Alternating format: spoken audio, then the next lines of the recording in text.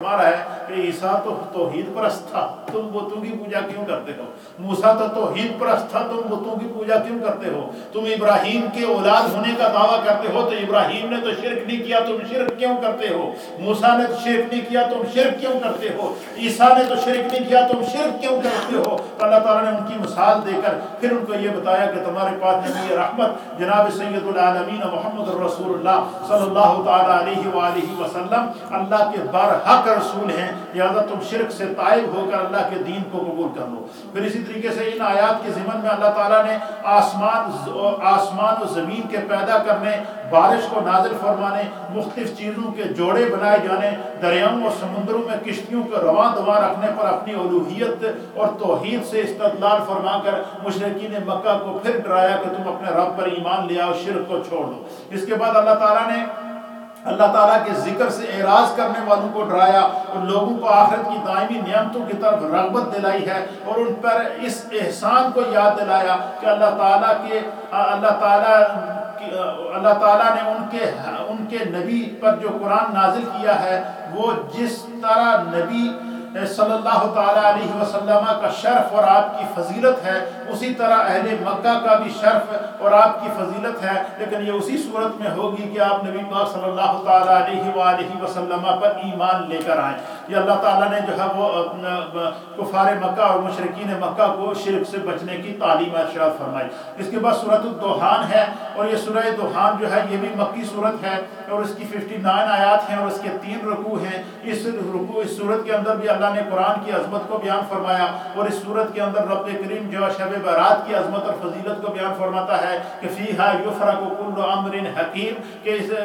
ان راتوں شب برات کو انسان کی زندگی کا بجٹ پیش کیا جاتا ہے، اس کا حساب و کتاب ہوتا ہے، اس کے رزق کی تقسیم کا فیصلہ ہوتا ہے، انسان کی پوری زندگی کا فیصلہ ہوتا ہے، ہر حکمت والے کام کو اس میں بانٹ دیا جاتا ہے۔ اس میں جو ہے وہ نبی پاک صلی اللہ تعالیٰ علیہ وآلہ وسلم کی عظمت کو اللہ تعالیٰ نے اس سورت کی ابتدا میں الزخرف کی ابتدا کے مشابہ ہے، کیونکہ دونوں صورتوں میں قرآن مجید کی عظمت اور شان کو بیان فرمایا گیا۔ قرآن کریم کو اللہ تعالیٰ کی طرف سے نازل ہوا ہے، اور یہ دلیل سیدنا محمد صلی اللہ تعالیٰ علیہ وآلہ وسلم کی رسالت پر دلیل عتم اور معجزہ ہے۔ پھر اسی طریقے سے اس سورت کے اندر سورہ دخان کے اندر بتایا گیا کہ قرآن مجید لیلۃ القدر کو نازل ہوا، اور اس رات میں اللہ تعالیٰ کے حکم سے تمام امور کو تقسیم کیا جاتا ہے۔ قرآن مجید کے نازل کرنے کا مقصد یہ ہے کہ لوگ غفلت اور لو اور لہاب کی زندگی گزار رہے تھے، وہ اس زندگی کو چھوڑ کر اللہ تعالیٰ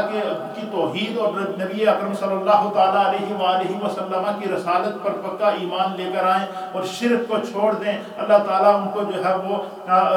شرک چھوڑنے پر، ایمان لانے پر جزائے خیر عطا فرمائے گا، اور انہیں جہنم کے عذاب سے محفوظ رکھے گا۔ حضرت موسیٰ علیہ السلام نے ان کو اللہ کے عذاب سے ڈرایا تھا، تو اس صورت میں اللہ تعالیٰ نے موسیٰ علیہ السلام کی مثال دے کر ان کو سمجھایا کہ لیکن ان کی قوم جب باز نہ آئی تو اللہ نے اس کو غرق کر دیا۔ بنی اسرائیل کی غلامی سے نجات ان کو دلائی، دنیا کی ایک قوم بن گئے۔ بعد میں جب ان کو جو موسیٰ علیہ السلام کے ساتھ جو ایمان لا کر بچ چکے تھے وہ ایک قوم بن گئے، اور جو انہوں نے موسیٰ علیہ السلام کی مخالفت کی تھی اللہ نے انہیں غرق کر دیا۔ قریش کفار کی ان ہٹ درمیوں کا سبب جو ہے وہ دنیا اور آخرت پر یقین رکھنے کو کہتے تھے، تو اللہ رب العالمین نے جو ہے وہ ان کو یہ بتایا کہ دنیا آخرت پر ایمان ضرور رکھو، لیکن اس ایمان کے ساتھ ساتھ تمہیں مصطفیٰ کریم کو اللہ کا رسول ماننا پڑے گا۔ تمہارا ایمان، تمہاری نیکی اور تمہارا عمل اسی وقت تمہیں کام دے گا کہ جب تم مصطفیٰ کریم صلی اللہ تعالیٰ علیہ وآلہ وسلم کے اوپر جو ہے وہ سچے اور پکے انداز سے ایمان لے کر آؤ گے، اور نبی پاک صلی اللہ تعالیٰ علیہ وآلہ وسلم کو اللہ کا رسول مانو گے۔ اس کے بعد سورہ جاسیہ، یہ مکی صورت ہے، اس کے 37 آیات ہیں، اس کے 4 رکوع ہیں۔ اس صورت کے مضامین کے اندر جس طرح مکی صورتوں کا موضوع ہوتا ہے، اسی طریقے سے اس صورت کا موضوع بھی یہی ہے کہ وہ اللہ تعالیٰ کی توحید اور ایمان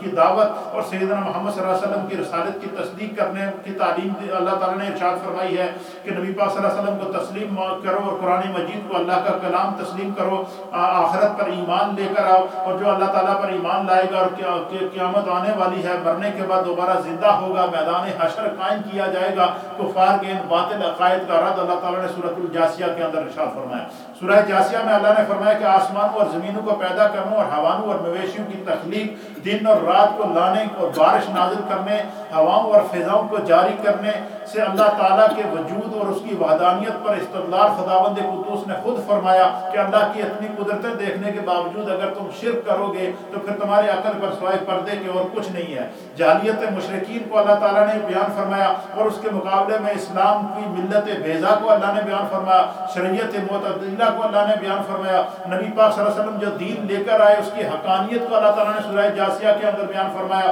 اور صرف شریعت کی اتباع اور رسول اللہ صلی اللہ علیہ وسلم کے احکام پر عمل کرنے میں ہی تمہاری نجات ہے اور یہی تمہارے لیے دستور حیات ہے۔ اس کو اللہ تعالیٰ نے سورہ الجاسیہ کے اندر بیان فرمایا۔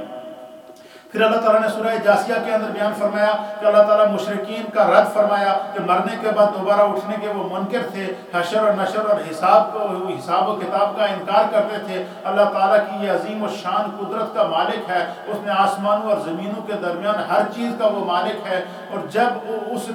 ابتدا سے ان تمام چیزوں کو پیدا کیا، پھر دوبارہ جو ہے وہ ان تمام چیزوں کو پھر جس طرح انسان کو پیدا کیا اور پیدا کرنے کے بعد پھر وہ اس کو موت دیتا ہے، موت کے بعد پھر زندگی عطا فرماتا ہے، فرمایا کہ یہ رب کی قدرت ہے، اس پر ایمان لانا تمہارے لیے ضروری اور لازمی ہے۔ اس سورت کے اختتام پر اللہ تعالیٰ نے بتایا کہ سورہ جاسیہ کے اختتام پر کہ قیامت کے دن اللہ سبحانہ و تعالی سب لوگوں کو جمع فرمائے گا، حق اور عدل کے ساتھ دنیا میں ایمان لانے والوں اور نیک کام کرنے والوں کو بہترین جزا عطا فرمائے گا، کفر اور شرک کرنے والوں اور برے کام کرنے والوں اور ان کے اعمال کی سزا دی جائے گی، اور اس دن مومنین اور صالحین جنت میں جائیں گے، اور اللہ سبحانہ و تعالیٰ کے رسول صلی اللہ تعالیٰ علیہ وسلم کا کفر اور انکار کرنے والے دوزخ میں جائیں گے۔ اور اللہ تعالیٰ کے لیے ہی حمد ہے جو آسمانوں اور زمینوں کو پیدا کرنے والا ہے، اسی کے لیے عظمت ہے، اسی کا غلبہ ہے اور وہی حکمت والا ہے۔ یہ سورہ جاسیہ سے لے کر آج ہم نے تقریباً 4 سورتوں کا خلاصہ آپ کی خدمت میں پیش کیا ہے۔ اللہ تعالیٰ ہمیں دین مصطفیٰ اور قرآن حکیم کو سمجھنے کی توفیق عطا فرمائے، کیونکہ یہ ساری مکی صورتیں ہیں، اور ان مکی صورتوں کے اندر اللہ رب العالمین نے یہ تاکید فرمائی ہے کفار اور مشرکین کو کہ وہ شرک کو چھوڑ کر نبی پاک صلی اللہ علیہ وسلم پر ایمان لائیں اور اللہ کی توحید پر ایمان لے کر آئیں، اسی میں ان کی نجات ہے۔ اور یہ ساری صورتیں جتنی ہیں، 7 صورتیں ہیں جو ہا میم سے شروع ہوتی ہیں، اور حضور علیہ الصلوۃ والسلام نے فرمایا کہ جو بندہ ان 7 صورتوں کی تلاوت کرے گا جو ہا میم سے شروع ہوتی ہیں، تو اللہ تعالیٰ انہیں توریت پڑھنے کا بھی ثواب عطا فرمائے گا، انجیل پڑھنے کا بھی ثواب عطا فرمائے گا، زبور پڑھنے کا بھی ثواب عطا فرمائے گا، اور قرآن پڑھنے کا بھی ثواب عطا فرمائے گا۔ اللہ تعالیٰ ہمیں دین کو سمجھنے کی توفیق عطا فرمائے۔ لا الہ الا اللہ الا اللہ الا اللہ، لا الہ الا اللہ الا اللہ الا اللہ، لا الہ الا اللہ الا اللہ الا اللہ، لا الہ الا اللہ الا اللہ الا اللہ، لا الہ الا اللہ محمد رسول اللہ صلی اللہ تعالی علیہ وسلم۔ اللہ اللہ اللہ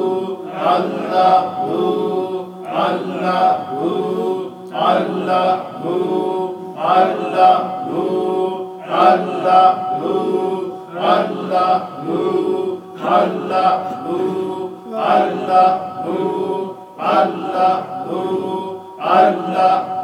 اللہ جل جلالہ۔ اللہم صلی علی سیدنا و نبینا و مولانا محمد وعلى آل سيدنا ونبينا ومولانا محمد صلاة دائمة مقبولة تؤدي بها أن حقه العظيم۔ یا اللہ، تو نے اپنے فضل سے، اپنے کرم سے ہمیں عشرۂ رحمت بھی عطا کیا، عشرۂ مغفرت بھی آج ہم نے مکمل کیا۔ اللہ اپنے فضل سے ہمیں اپنی رحمت اور اپنی مغفرت سے حصہ وافر عطا فرما،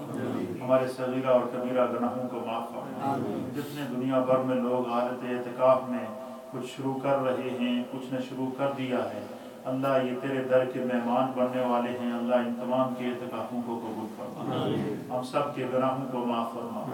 خطاؤں کو معاف فرما، صحیح معنوں میں سچی توبہ کی توفیق عطا فرما، دنیا کی زندگی میں اتباع اور اطاعت مصطفیٰ نصیب فرما، مرتے وقت کلمہ طیبہ کی دولت سے مالا مال فرما، یا اللہ اپنی اور اپنے محبوب کی سچی محبت اور اتباع نصیب فرما، رب اغفر وارحم وانت خیر الراحمین۔